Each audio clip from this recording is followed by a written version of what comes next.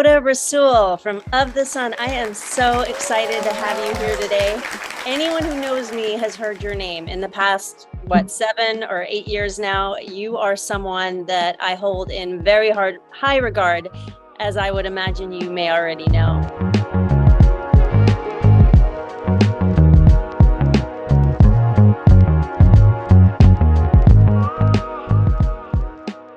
LaOta, you've got quite the background. I can't wait for people to know you, for those who don't. You've been a model, you've been a nutritionist, you were a buyer for a luxury retailer, you have been a shaman, you are a shaman, and that is something that may or may not be familiar to people. So tell us, you're an author. I mean, the list goes on. You've lived all over the world, in Belgium, in Africa, very multicultural. Tell us, where do we start? Thank you so much for this lovely introduction. And it has been such a pleasure to work with you over these many years and to be in the experience of your exaltation and your spiritual growth, to be a witness and to have participated. It is a wonderful experience for me as well. I was born and raised in Chicago, and I was brought up in a very religious household of Catholicism, and I went to Catholic schools for 18 years. And then I started going abroad, and I met my first husband and traveled through Africa, and I met many people who were doing many different things that I had never seen in my hometown in Chicago. And I was expanded by these experiences, and my travel was very rich. In the interim of growing up, I grew up in a depressed area of Chicago, and I experienced what many people in low incomes and depressed areas experience. I experienced aggression from, of all people, adults. The schools I went to had the children go to school before the public school children, so there wouldn't be any conflict with the children. And so the people who were the derelicts in the community were still just getting ready to go to bed. And so often when I was walking to school, I would be robbed. Someone would ask for my lunch money. And I eventually got used to this experience, and I would then speak up and say, "Can I have my wallet back?" And that truly, to me, is a pivotal point in development, where we grow from victimhood into having an effect on our own reality, mastering ourselves. And so that was I was young, I was probably 7 or 8 years old, but once I realized that I could say to a big person who was 40 years old, and I was a little girl who's 10, "I want my wallet back," and they would give it back to me, that empowered me. Wow. And I was never physically threatened, just the fact that somebody in authority, a masculine figure, would want to take money from a little girl. Right. And then for me to be victim to it, and then eventually to say, "I want my wallet back," and them to like, "There you go." So that was one small thing that leads me to where I am now in my life and my journey. Additionally, as I matriculated my process through educational systems, and I went to Loyola University and many other things and met many people, I was also working as a model. And so that allowed me to understand things, again, from another point of view. I saw what it was like to be observed as if I were not a person, but a garment. I was a garment walking around, not a human being. And so people touch the garment, forgetting that I was in the garment. Wow. So it's another kind of offense that's normal in our society, that's more common than we would think. And so this was very disconcerting to me, and I felt offended by it. So as I went on through my process, all of this is really describing what happens to people in our world where authority or consensus of opinion or certain types of behavior are permissible, I eventually ended up working for a large luxury exclusive retailer, and I was promoted to a position of manager and then on to buyer.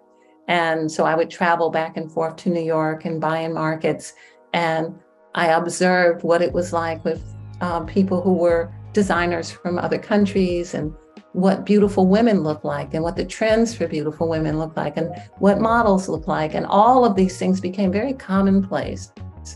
And so there's the challenge of learning, who was I in the scheme of things?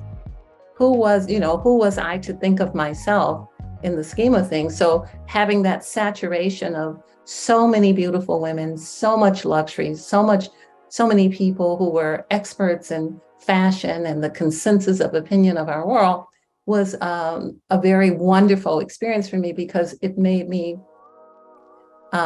clear that the most important thing was to be individual, that being one more of the same black dress was not a wonderful thing, or the same red dress.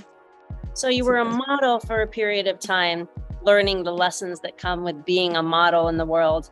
You became a nutritionist. I really want to touch upon the idea, or not the idea, but the fact that you actually healed yourself of cancer.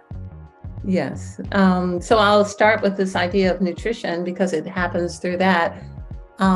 When I was married and I first had twins, the second pregnancy was a boy, and he was born. He was allergic to everything, and he was allergic to my milk, and he was allergic to all the formulas, and he was allergic to all the food. And I started taking him to doctors, and he was getting sicker and sicker. And I could see, I was in the middle of a divorce too. So I could see that my emotional connection was affecting him as well. And over the course of time, I recognized that what was happening in allopathic medicine was not going to work for this situation. So I began to make baby formula for him that he could tolerate. So I started making my own baby formula and giving it to him, and he got better and better. And by the time he was 3, he had outgrown a very serious situation. So that gave me confidence. And other people began to bring me their children who had, at that time, a lot of children, this is 25 years ago, a lot of children were having allergic reactions to the things in our environment. They were having allergic reactions to the rugs and the carpets and the air and the food. A lot of GMOs had entered into our market, entered into our food in that time. And people they just couldn't figure out what to do. And so I had successfully navigated that situation with him, and people began to bring me their children and say, my child's scratching himself bloody, what should I do? And we began that process, and that is actually how I became a healer. And over time, eventually, this became what I did for a living, where I would talk to people, consult people, and help them. And at that moment, I realized that everything was a mental or an emotional manifestation on the physical. And I could see it in my own experience. Right. So did you heal yourself from cancer based on your thoughts and what you were eating? I did it with wheatgrass. I had cancer. It runs in my family. My mother died of cancer, and my sisters have had cancer. And it is something that was headed my way. And once I was clear that it was everywhere. My mother died of brain, bone, breast, and back cancer, so it was everywhere. It was the same situation with me. I determined, my children were little, and I determined that I would not leave them in the care of someone else. And so I took my own health into my own hands. I had read many books and I had studied Dr. Sebi, I had studied The Sleeping Prophet, Edgar Cayce. I had studied all of this during the time my son was sick, and I was currently in the mode of working with people. So it was easy for me to see that I just needed to be alkaline. And how I was supposed to do that there was very clear indicators with wheatgrass. So I used wheatgrass and I grew it, I juiced it, and I took 6 ounces of therapeutic dose every day. It took about 4 months. And Wow. I was sick every day. It was like I went from acid to alkaline, and I would get dizzy and I would feel sick. So I would give myself a nap. I would take it and then go to sleep. So I would sleep through the experience. Then Mhm. I would wake up and go do whatever else I had to do.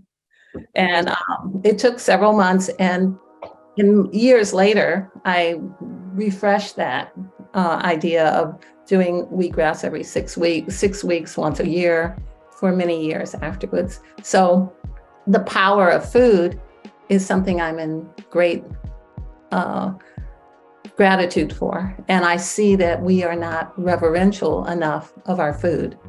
And so when I was training to be a shaman, one of the things they told us was that, some foods are magical and they have more power. And the food that they brought to our attention was quinoa. And my training is Peruvian. And the history of the Incas with quinoa is very rich, where they used it to cover bones that were broken. They ate it. It's a complete protein. It's actually a seed. The birds don't eat it because it's poisonous to birds, but it's good for humans, all these different things. So when I was in shaman training, they said to us, eat quinoa and eat it all the time. It will give you strength and it will give you vitality. So I eventually wrote a book which included information in the history of the Incas and how that went Wow. on. So the idea of working with food, I have great respect, and it is such an honor to represent food and to speak about food. There's so many amazing things, but it's really ignored in our experience. People are Absolutely. more interested in recipes than the food itself. This is true. That's true. Because it's easier, right? We just want to eat the food in the end, as long as it's made well. So tell us, LaOta, you're a shaman. What does that actually mean for people who may have an idea but don't really understand what being a shaman entails? Being a shaman is an intermediary between the third dimensional man and the higher realms. And often that includes being able to work with nature. And so I would say, this is my own understanding of this, but I would say that the biggest part that I teach my students is to be in reverence to nature, to Mother Earth, to what exists, what is the natural order, what has existed through all of time, what has gotten us to this level that we exist in humanity and think we're so wonderful. This is the idea of nature. So the biggest takeaway, I think, is that of the sun, we teach people how to speak to aspects of nature. And I can tell you many stories about that are very funny and interesting, but we speak to the trees. In fact, my my number one was we were looking out the window one day, and the person who's I've been training for 10 years, and we were talking, and I said, well, what did he said, oh, I've been talking to the bushes. I said, well, what did the bushes say? And they said, I'm just being beautiful. I'm just being just being beautiful. And of course, we know that the trees are making oxygen for us as well as their contribution to this experience on Earth. But the fact, and I have had that experience before where I've been in Hawaii and just been so taken by the beauty of something, and I'll ask it, what do they have to say? Or I'll greet them and they'll say, we're being beautiful for you to experience us. I love it. And so this kind of richness is part of, it's not what people usually talk about with shamanism, but the idea is that people know about sacred plants and they know about things things from the rainforest, and they understand that medicine is all taken from nature. But we've moved so far away that we've forgotten that we don't need the intermediary, that we can go directly to nature as nature, because we are nature, and Yeah. speak directly to nature. So I think that's the biggest thing to understand, is that we're the intermediary that can find out, we can speak to you, to your organs, to what's inside of you. We can speak to nature, and we can get the truth, and then we can move forward with resolving whatever the circumstances. Beautiful. I love that. I saw a guy on TikTok who has this device that when you take it and attach it to a plant, any plant, and he takes it out in the middle of the forest, and the device reflects the music that the plants play. And it's this orchestra of music that's just mind-blowing. I can't remember the guy's name, but I started following him, and to listen to the different plants singing and the expression of just beauty that comes out of these creatures is fascinating. It's very interesting. You may have listened to, there's a slow motion music from cicadas and from different insects that sounds like orchestration. It sounds like a big orchestra playing violins and all that. And that's on YouTube. You can type in, insects making orchestra sounds, and you can hear that, because this is the truth of the reality we live in, but we have, it has been obscured. We are unaware of it, but there's so much beauty in the connection. The idea of Earth itself is that of a library, that the idea is that we are in this library and we're not experiencing any of the books. Right. And so that all of the different species, all of the different aspects of creation that are divinely created, not made by man, and have been part of the natural order, add to us. And we know only a small fraction of it. We know that, there's a plant that if you smoke it or drink it or something, it might make you see something. That's just a small aspect of a bigger picture that is one of shared enlightenment. Beautiful. LaOta, I've told you this, but some people know this story. I have to share this one. When you and I were first introduced very early on, I was already in a relationship. And one day we're on one of our sessions and you say, Rola, how would you feel if you and, we'll call him David, how would you feel if you and David broke up? And the moment that you asked me that question, I had that pit in my stomach. I felt sick. And my instant response without hesitating was like, oh, LaOta, I'd be devastated. And you said, that's a problem. You need to be so filled with your own self-love that if you broke up tomorrow, you'd be okay.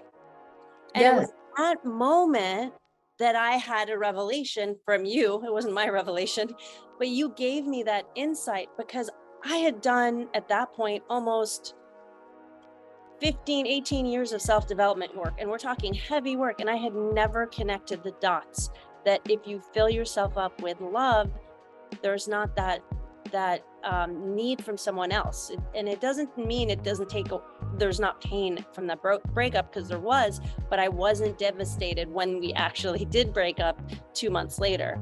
And I tell people that you actually saved 2 years of my life of misery, because it would have taken me 2 years to get over that relationship if I hadn't shifted based on that attention.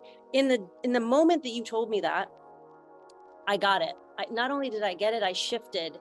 And I went to dinner with 2 couples that night, and I looked at the girls and I said, look, moving forward, if David and I break up, all good. But if we work, fantastic. And they're like, are you sure everything's okay? And I was like, no, couldn't be better. I'm just really stepping into my power. And it was a complete shift for me. So I'd love to hear more about your thoughts behind that. This is so important. First, I'd like to say you are a coach by design. You are a coach professionally, and because people recognize you as a healer and a coach, but you are a coach by design. It is who you were designed to be, and it's very clear to me. And every coach, practitioner, healer needs a coach, practitioner, or a healer so that they can see the blind spots.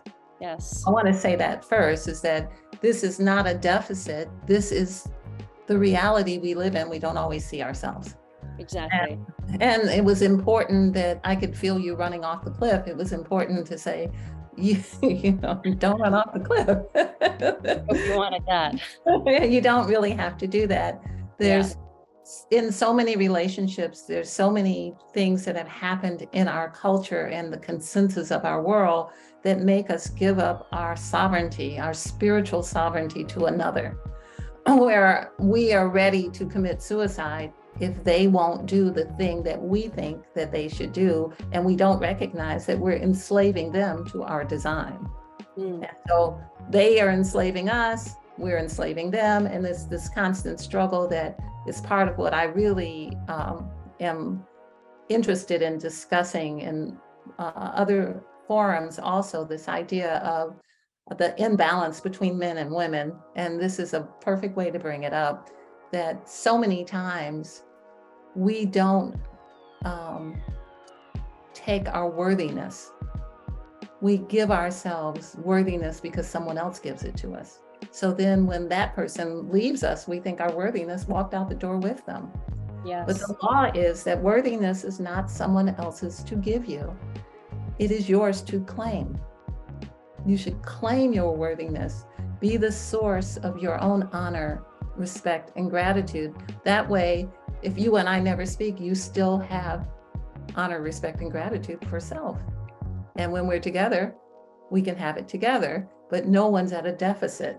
It's like when I say, I'm going to share a meditation with you. That means that I get to keep it and you get to have it too. It doesn't mean that, if I don't stand there, you don't have it anymore. You no longer have my love, my respect, my honor. You still get to have it. And I think that's the misunderstanding. I also think that we have grown up in such a world where people are accustomed to enslaving each other, that we don't recognize that our will may not be the other person's will. That they may not be on board enough, right, with what we have in mind to make it so, And so I think that's a regular situation. Many of my clients are in that dynamic. Yeah. I want someone who's as generous and thoughtful and wonderful as I am. Right. However, and that may all be true, but the reality is that people will love you the way that they love you. There is this level of deciding whether you will allow them to love you the way that they are willing to love you, because you really cannot legislate that. Right.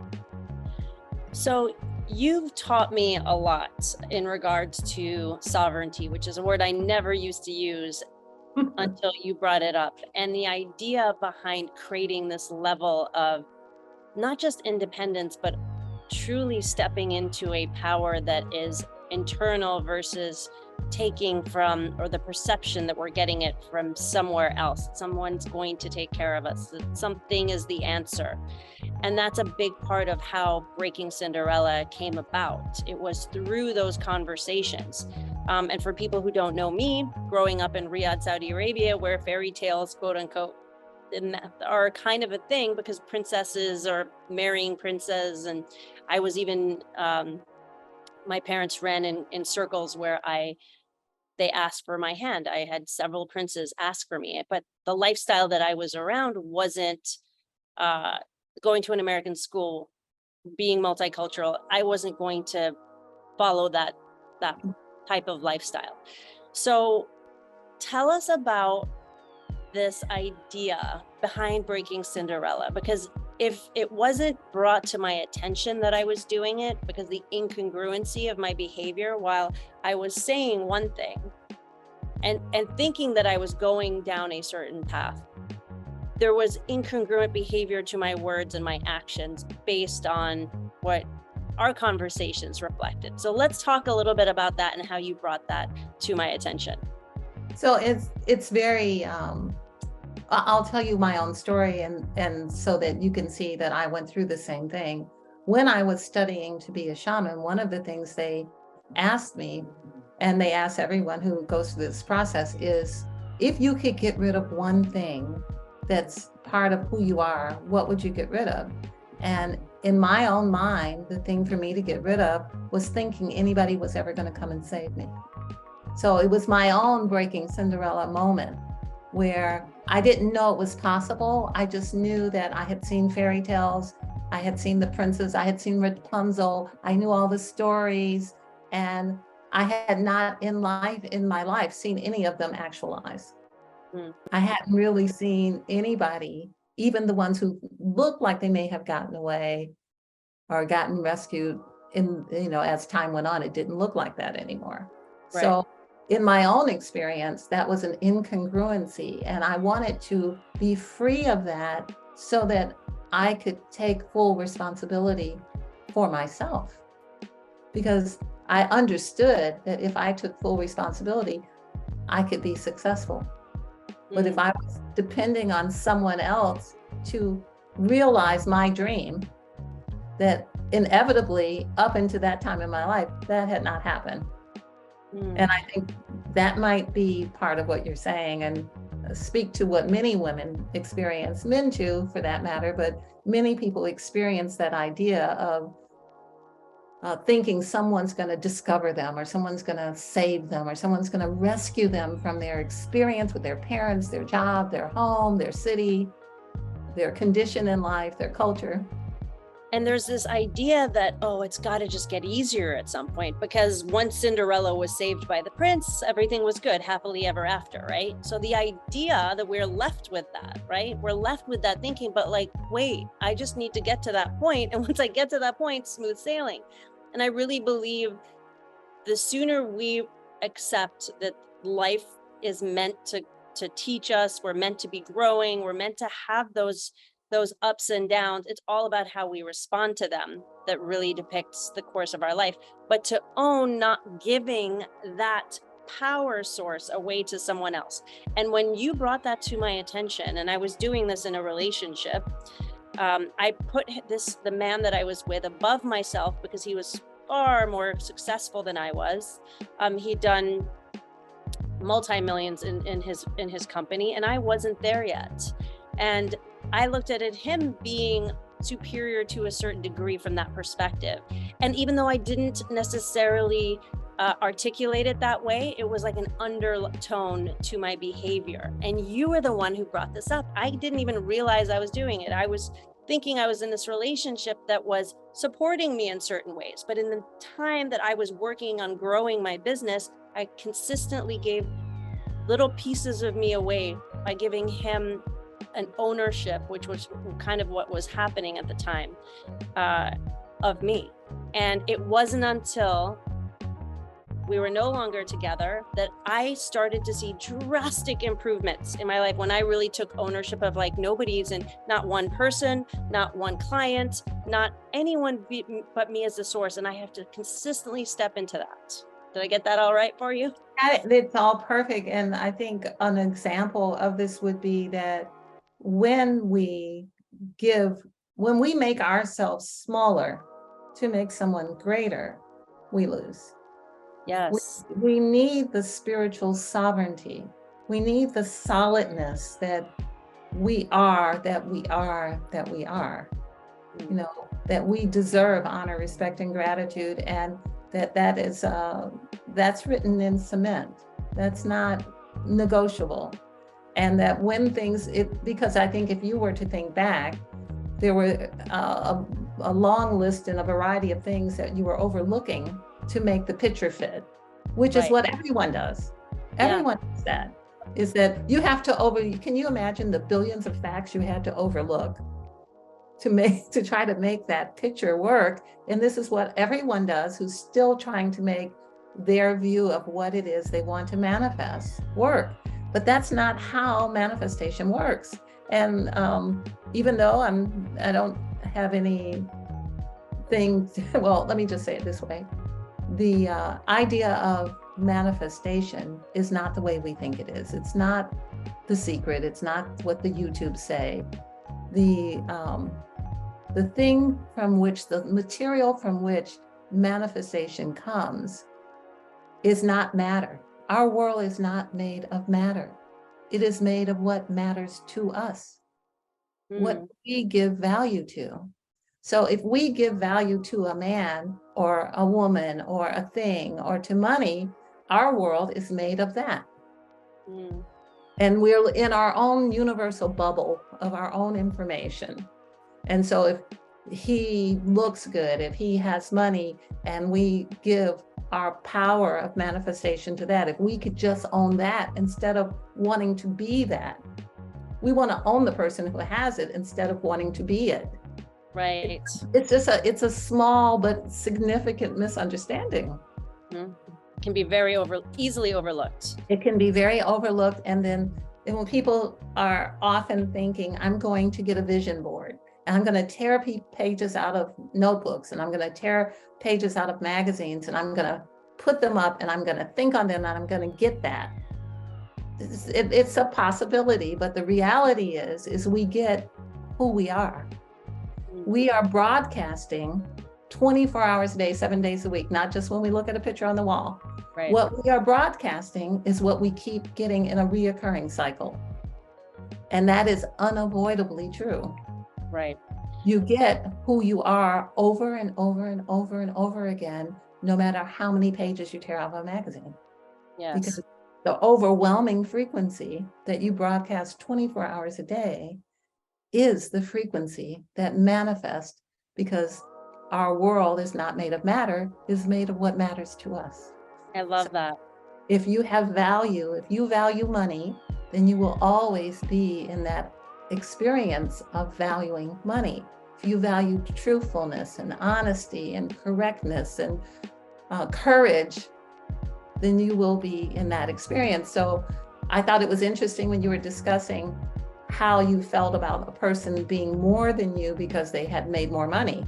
That's really a situation of value. Like, yes. What do you give value to? Do you give value to the character of a person, or do you give value to whether their parents left them money or not? You know, how does that determine your experience with that person in the future? How does that secure you in any way? And what's interesting is I was overlooking, because in my mind, I thought that, oh no, there are great character traits here. But because my attention was on only the good things that I wanted to see at the time, I was looking at the orange and red flags as not as important, because the heavy weighted experiences were on the good ones, until they got to a point where they outweighed the good so much that there was no choice but to move away, unless I really wanted to be miserable. I think too that not enough attention is given to things when they're small. You know, when someone snaps at you with no cause, or someone calls you a name, or those are things that should be paid attention to. Absolutely. Those are things that shouldn't be, oh, well, he's having a bad day. Oh, I understand how she feels. I don't know, how malicious does she need to get before you know, it's really this idea when things are small is when we should pay attention to them. Yes. And to correct it. So when you're raising children, it's easy to note when a child says something that's out of order, you say, oh no, don't speak to mommy like that. Mm-hmm. Why don't we do that with other people? Like, oh no, you don't speak to me like that. Yeah. And if you don't like it, there's a door here that you can leave. And that you're not, you know, but we keep giving the benefit of the doubt. And just think of those words. We're going to give benefit to the thing that is doubtful. We're going to give, instead of giving benefit to the truth is you treat me right and I feel glorious every time you're around. I'm going to give benefit to that instead of benefit to things that don't. So LaOta, what would you say there's a consistent discussion on social media right now between the energy between men and women, and the men, many men, not all, but often are saying that they want the woman to be almost submissive and come in second to them. Like they're playing the leadership masculine role, and that the female should be more of the beta because you can't have two alphas. What would you say to those men? You know, I say that we have one brain that's in two pieces in our head. Each is specialized, and they work together so that we can move productively forward, and that one does not have to be subordinate to the other. and that is not something we see in creation. It's not something we see in nature either. Everything does whatever its part is to do in its contribution. But the soft underbelly of that is that it is women who teach men that they are greater than us. It is our own matriculation process with our sons and our husbands and our fathers, that they have a chair that nobody else can sit in, that only they can decide something, only everything has to happen. We have built that throne. Yeah. We built that. And that soft underbelly is that you are not greater than the same biological material that has a different function. Women are womb man. Our contribution is we have populated the earth. And it is good that they have participated.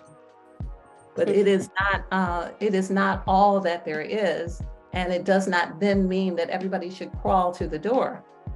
So I am not an advocate of that. Thank you. I have sons who I adore, but I am not teaching them that they are greater than their mother.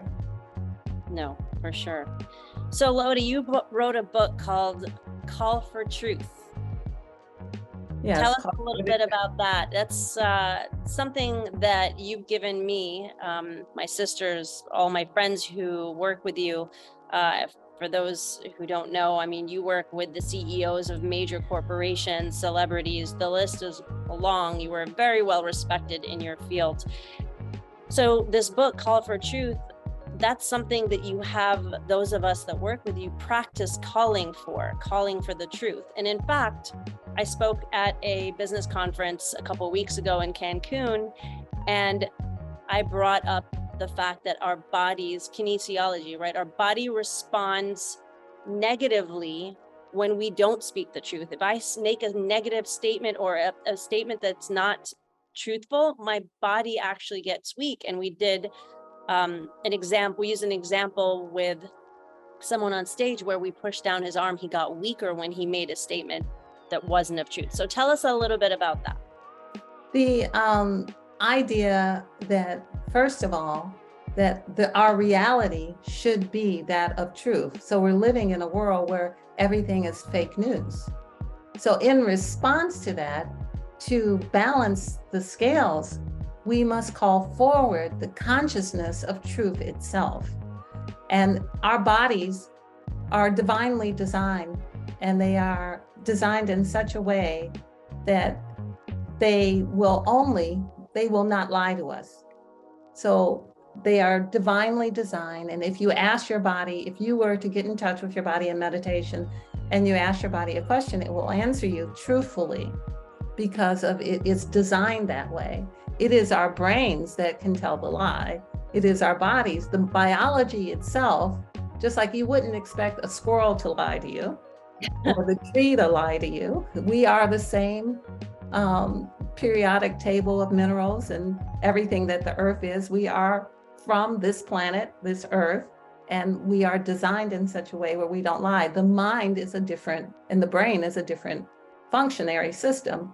So the idea of calling for the truth strengthens all of our muscles, all of our organ systems, our livers, everything about us becomes stronger, even just saying the word, the truth. So I'd like to actually teach you something for your audience today to give you that sense of strength and truth. But this idea of kinesiology, which is science and teaches us how to work with the body in such a way where you can isolate and identify what the body is saying as related to and separate from what the brain is saying. This is well known, and it has been practiced for thousands of years. People use variations on it for finding water, dowsing. They use pendulums. They do all kinds of things. The way we teach it is that we get in touch with our bodies, find our balance point, and then we remember where that balance point is, and we go there when we have a question. And we can ask our bodies yes and no questions and get yes and no answers, which really is very helpful in a world where there's so much that is incongruent and not the truth.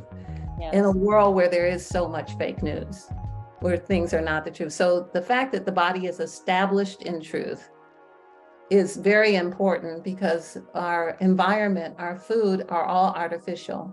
They are not organic to the planet any longer, and they don't serve us in the truthful way.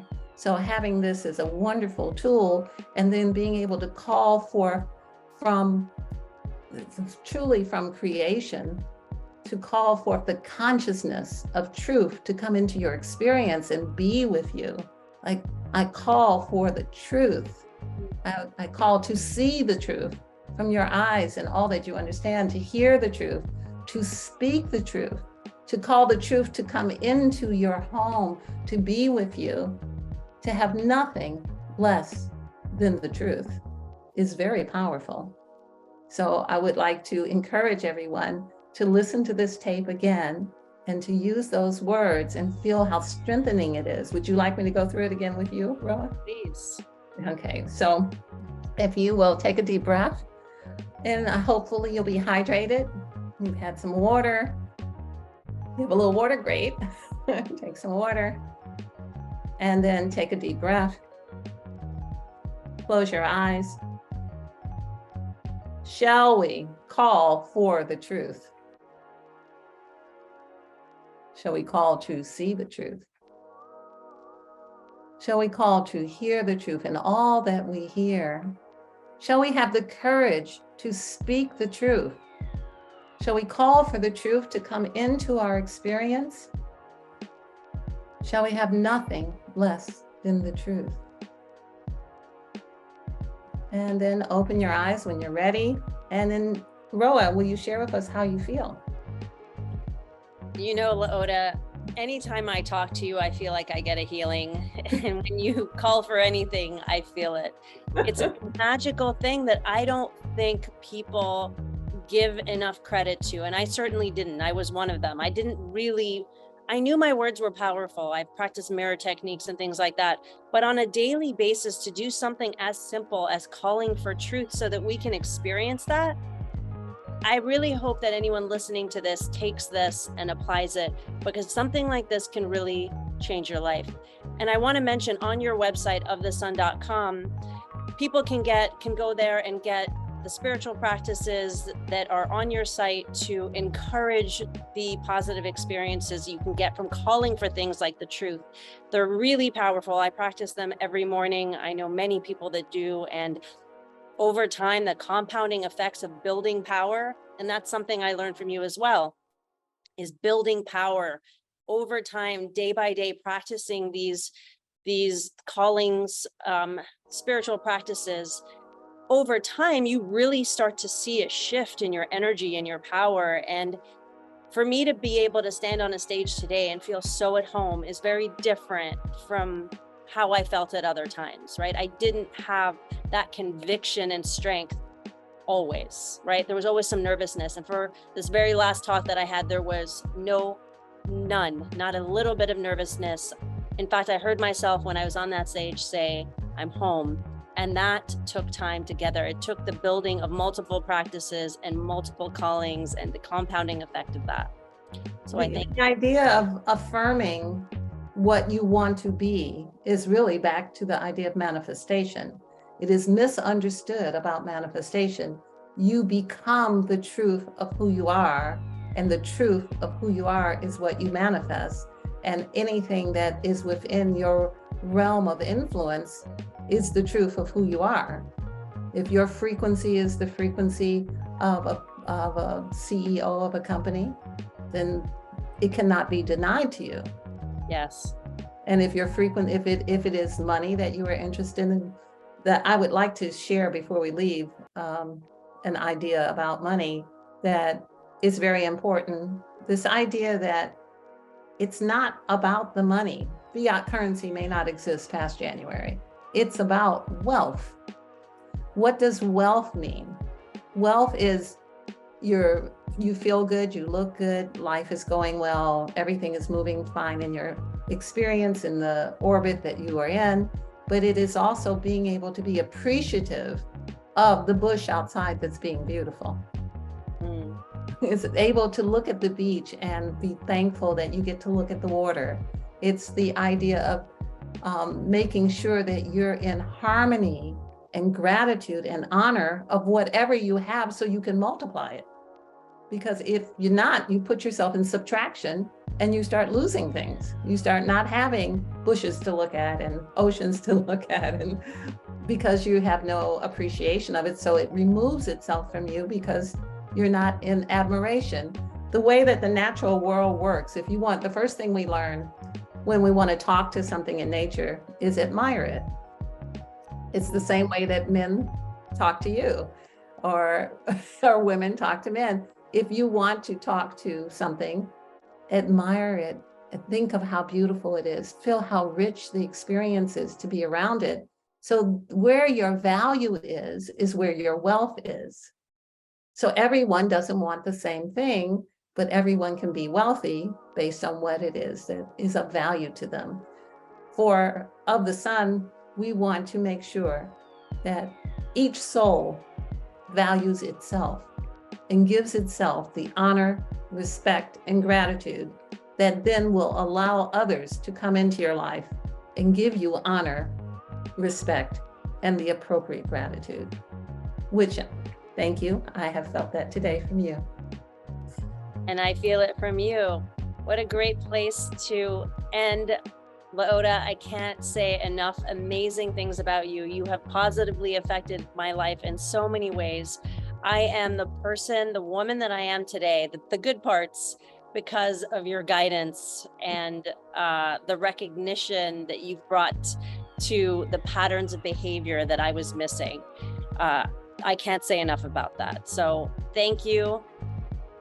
I hope everybody goes to your site, ofthesun.com. Check LaOta out. You will not regret it. She is truly a gem. LaOta, I hope to have you back on again soon, and so that you will share more of your wisdom in the upcoming weeks and months. Thank you, Roa. I will put my left hand over my heart with honor, respect, and gratitude to you. Thank you. Honor, respect, To and share gratitude. this life with you. Thank you so much. Thank you.